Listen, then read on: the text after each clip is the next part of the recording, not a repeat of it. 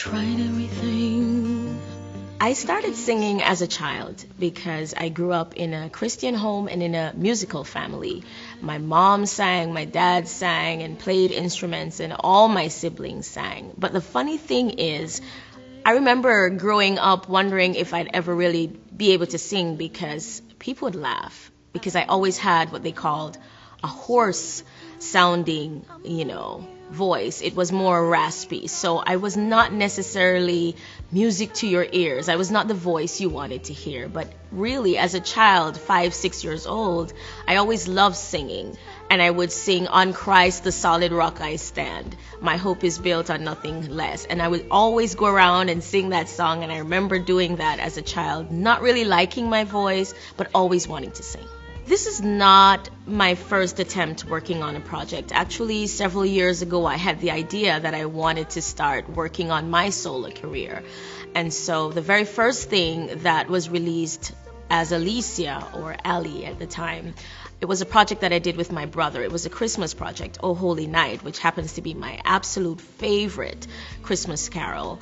And it was an instrumental piece with a little bit of me singing "Oh Holy Night." And then a few years later, I worked on a project that my husband was responsible for. It was a street gospel project, and I did 2 songs on that. And then following that, I said, okay, I think I'm ready now to go ahead as a solo artist. And I started working on a few tracks. We had some really nice tracks laid, but for some reason, it didn't really come together. I just believed that it wasn't the timing. It probably wasn't the right time. I needed to understand a few more things about music. So that really was when I really started, and that was several years ago, over 10 years ago. I believe in life there are things that you have to go through. There are experiences and there are lessons that you have to learn, experiences gained. You have to give yourself a chance to grow. One of the things I found for my own self, too, is that I had to live the book. I had to live the chapter, if you will. So one of the things that I did, which was kind of unexpected to everyone else because they know me as a singer, is I worked on a book. And so when I came out with the book, everyone was saying, "Huh? A book? I'm not expecting a book. We're expecting a song." And so I had to live that experience and get that out the way before I could actually go on and appreciate the music side of things. So it took a little while because I was being processed. I think that's the best thing. It was a process that I was going through, a lot of things that I needed to learn.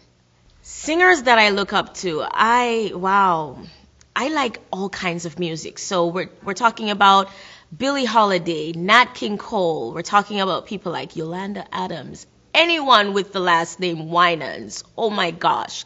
It is a dream come true to... Hello, Winans family. This is me.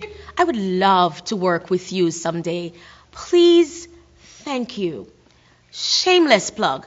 But anyway, anyone with the last name Winans, I love the Winans family. I like the talent there. Whitney Houston was my absolute, I don't want to say idol, but for lack of a better word, Whitney Houston was the epitome of music for me. I like Adele. I could go on and on and on. Michael Bublé. Those are just some of the singers that I look up to. My hair. I think my hair is a signature. It's become a part of my image, actually. And how it started was really funny. Several years ago, I decided I'm going to start doing my hair myself. And through trial and error, much burnt scalps, bald patches, I kind of started to get the feel of doing my own hair. And so several years later, I was touring with a very prominent minister at the time. And LaRue was with us. She's an amazing singer and worship leader. And she said to me one day, "Wow, your hair always looks so good. I wonder how it would look if you'd go a little edgy." And I was always very safe. It was always neat, always nice, but I was safe with it, with the curlers and the cutesy little look.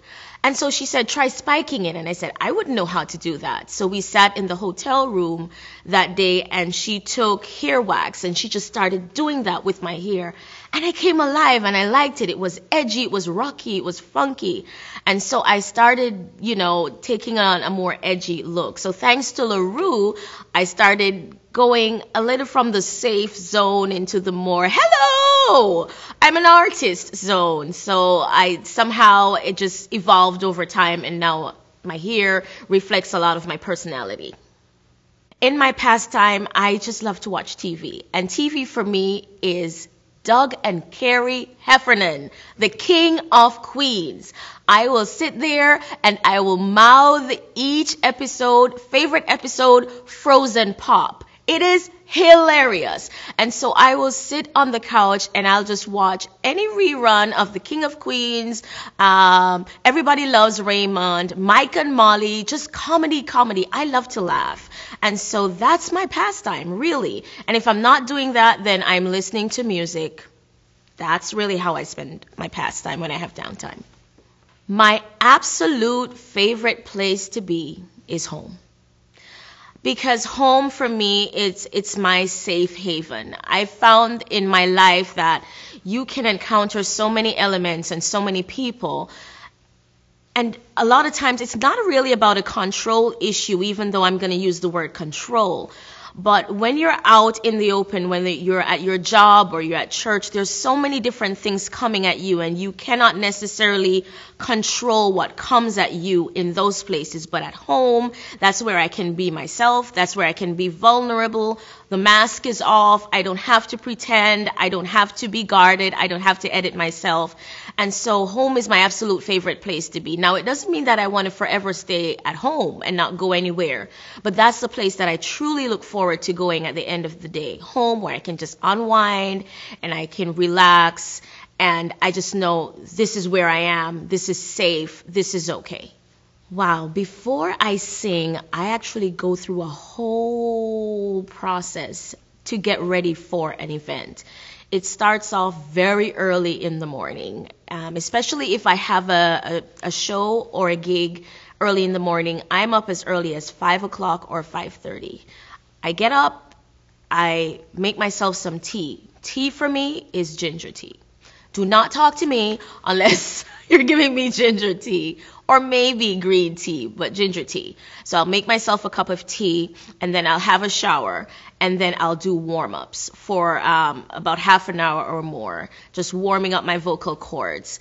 And I won't eat. That's part of my getting ready process. I just cannot eat, partly because of nerves, but also because I just can't eat before I sing, which means that if I have a show in the evening, I'm starving in the day, which is not healthy, but that's part of the process. I drink tea throughout the day, the whole day, in room temperature water, just to get ready. I have a vocal coach, and she's amazing. She's given me many tips for getting ready, and I utilize that in my regime. I don't necessarily follow everything she says, but most things I do, because she did say don't starve yourself. Eat at least 2 to 3 hours before you sing. Yeah, I don't do that. I just starve myself. So that's part of the process. The single that we're coming out with is Wake God for Me, #WGFM. And the title alone, it really reveals a lot. If you think about it, Wake God for Me, it's an appeal. It's a cry. It's intercessory in nature, because what it's saying is, I am at this point where I am not getting results. I'm not getting a reaction from God. I've tried to pray. I've asked, and there's nothing happening. And now I'm appealing to you. Can you please wake God for me? Can you call out to God for me? Wake God for Me to date has been the most challenging piece of work that I've ever worked on for so many reasons. Most people who've known me growing up know the tough side of me, I'll fight. Yeah, I'm just going to put it out there. I used to fight. I don't anymore. But I used to fight. I would get into a fight. But thank you, Jesus, I no longer fight. I fight with prayer instead. So they know the tough side of me. And Wake God for Me shows the broken side of me. It shows the vulnerable side of me. I chose Wait God for Me too because I realized the potency of the message. I know where I was and this series of events that led me to write that song. I actually got to a point where I said, you know what, I know there is a God, but I don't know if the God that I grew up acknowledging as God is the God. Because, hey, there's so many other religions and so many other movements out there. Who's to say this is the right God that we're talking to? Because I failed to comprehend how is it God would allow so many things to happen, and you pray and pray and pray and pray, and he just does nothing. And so Wait God for Me really came out of that. And I believe that without sounding, a bit much, I believe it can be considered the soundtrack for many people's lives. Because when you think about it, there's so many people who are dealing with frustration and anguish and who've just walked away from God because they grew tired of his silence. They grew tired of not understanding why he seems untouched and unmoved when tragedy strikes, or when, God, I've been serving you and I've been trusting you and I lost my property. I lost a loved one. I'm dealing with cancer or so many different things. And so I believe Wait God for Me will resonate on so many levels. Well, writing, recording, and mixing Wait God for Me, that was quite an experience. It wasn't fun writing it because, as I mentioned, writing it was at a place where I was most vulnerable. I was actually quite mad at God. I was mad at him. That was the night I sat and I went on the internet and I started researching other religions. I did that because I said, I need to find the true God, because the one I'm with, he is not working out for me right now. So I spent some time researching religions to try and find God. And I said, you know what? I think maybe he's asleep. And so I started writing that. Recording it was brutal.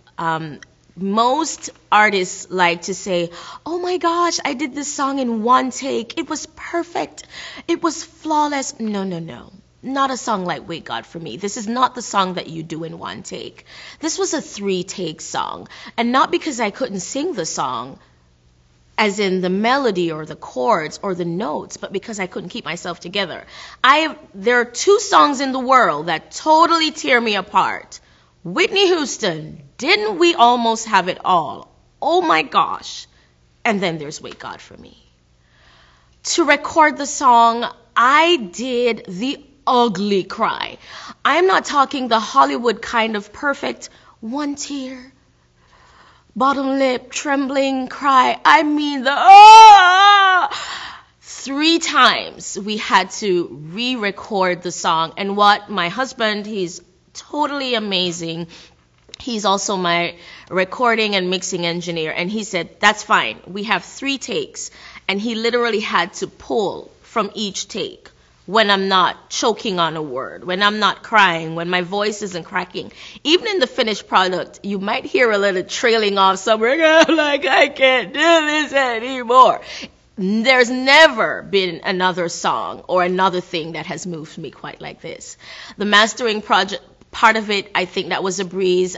We sent it to Sterling Sound, and Chris did an awesome job with that. People should buy Wait God for Me and ultimately the album when it does come out, because there is a message. This is not fickle music. This is not bubblegum songs. It's not a bubblegum, and there's nothing wrong with that. There's a time and place for everything. But I do believe that in a time when the art of writing is truly dying and the art of good music is dying, it will be refreshing to hear writing. Profound writing with a message, and also writing that you can literally sit down and you can take something from it. But it's not just the writing, it's the music. My brother, Othniel Lewis, oh my gosh, sir, thank you. just the amazing giftings that he put into that track. I think he put the essence of who he is in building that track. And so people should really buy it and support.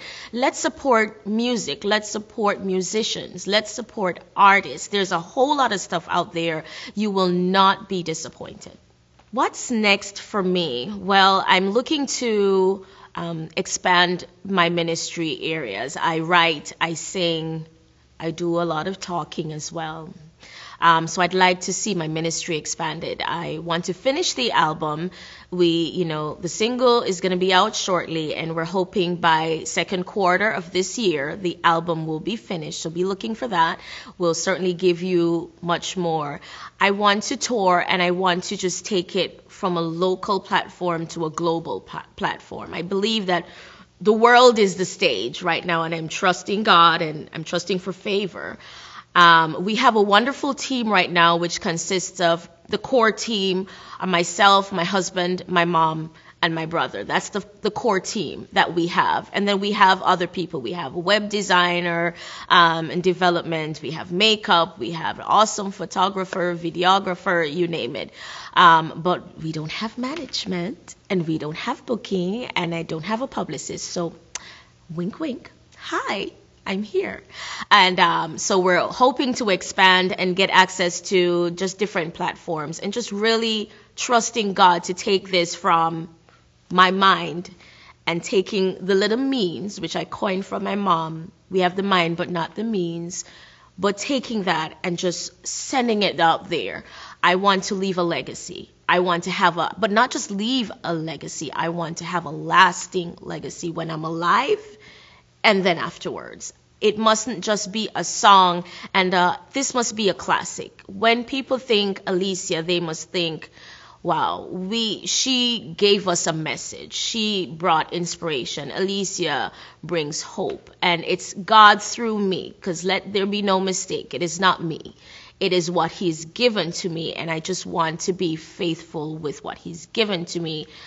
I can no longer keep it inside. So I believe that he had to break down the side of me and just grind me into the type of person he would want me to be, so that I can push that out there, so that Await God for me can inspire someone like you, or someone out there, someone who is going through that time in their life.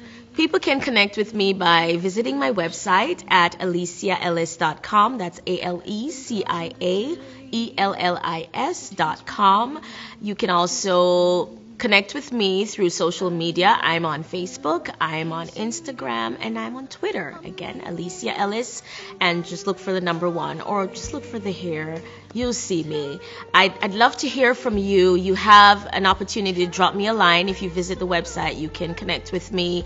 I regularly post blogs as well, so you can stay in touch, leave a comment.